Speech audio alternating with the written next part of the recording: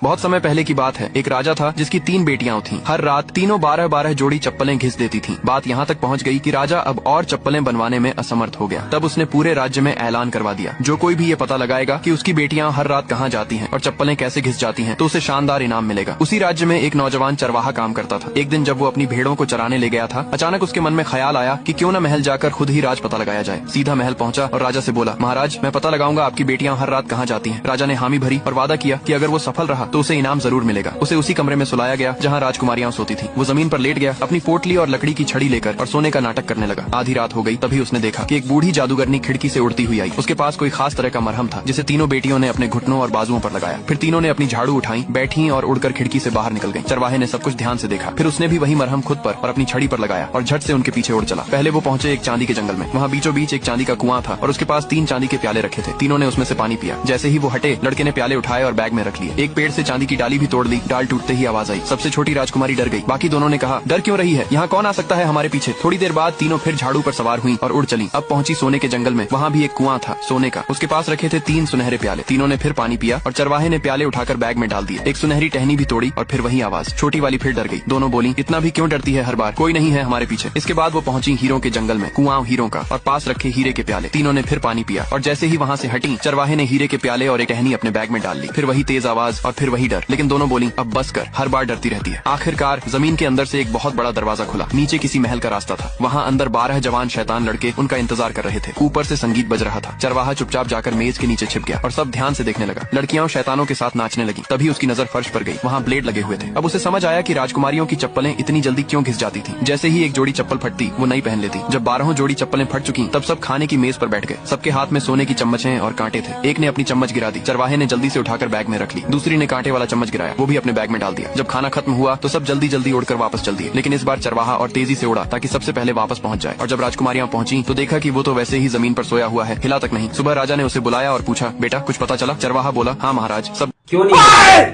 अलग पंडित एग्जाम बगल में सर आ जी गया, को लाइफ में नमस्ते कुछ करना है सर, पूरी तो देखने अगर दे रहे हो ऐसा यार। है तो क्यों नहीं होनी पड़ती।